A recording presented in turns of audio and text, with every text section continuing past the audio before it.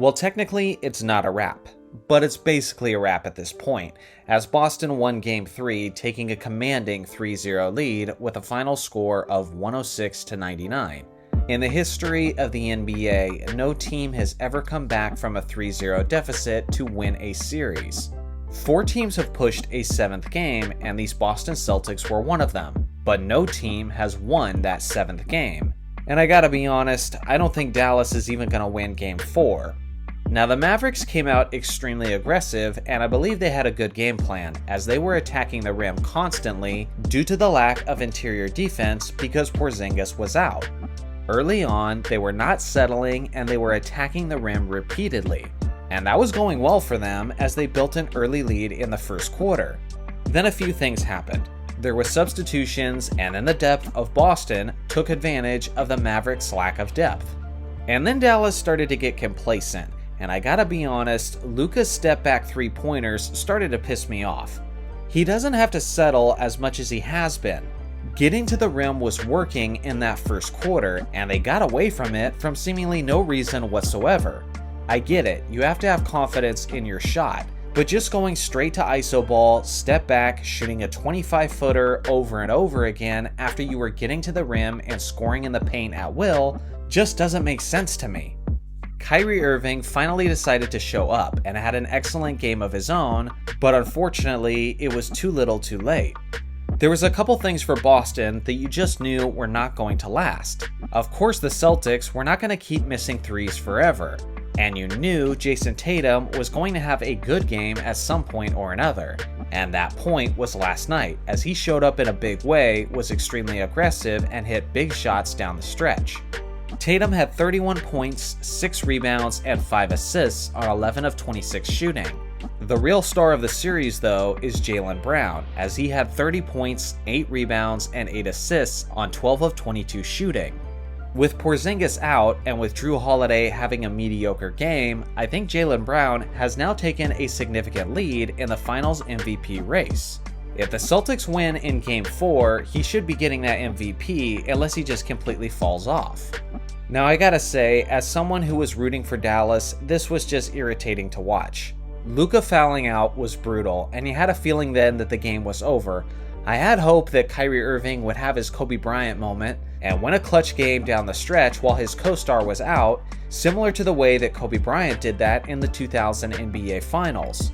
But the Mavericks were just making bad mistakes down the stretch, crucial turnovers, they weren't getting the calls, and then the role players weren't making open shots. PJ Washington had some opportunities but wasn't hitting them, and Kyrie Irving needed that help in order to get it done. Again, I've talked about this throughout the series. Depth, depth, and depth. Tim Hardaway Jr. is one of those examples in this game, as he went 0 for 5 from the field and 0 of 3 from three-point range. If just a couple of those shots go down, we have a ball game. Boston has guys who are getting it done that deep into the bench, and Dallas just doesn't, not on this series, as mostly Luka and last night Kyrie have been carrying their squad. But I've said it once and I'll say it again, this isn't just Dallas not showing up, this isn't just the role players not getting the job done, but you have to give credit to this Celtics defense. If I'm being honest, this is one of the best all-around defenses that I've ever seen. To lose a fantastic rim protector in Kristaps Porzingis and still be able to control the game defensively to the extent that they have just really speaks to their discipline and execution. So now we raise the inevitable question, is there any hope for the Mavericks?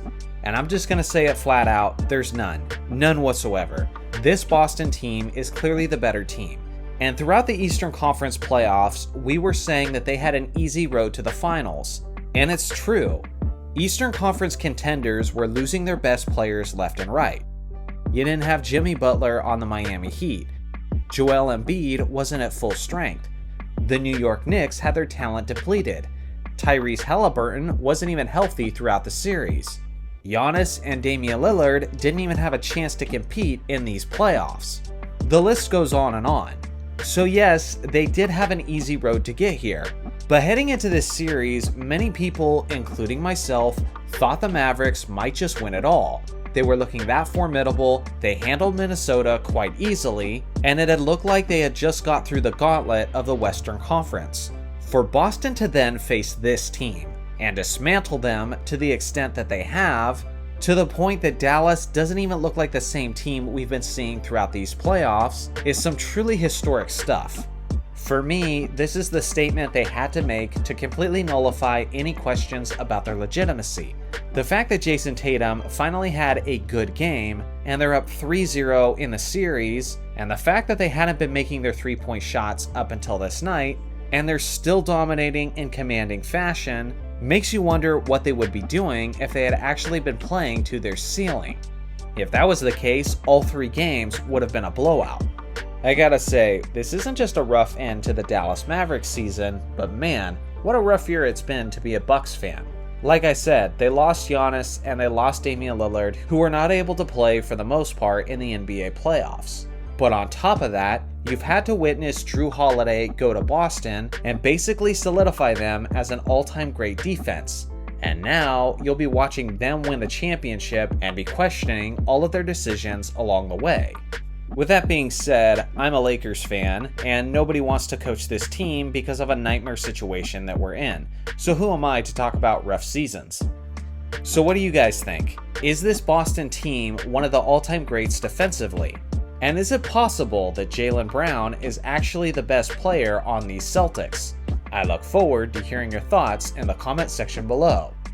Thanks for watching as always, make sure to like and subscribe for more basketball content, and I'll see you guys in the next video.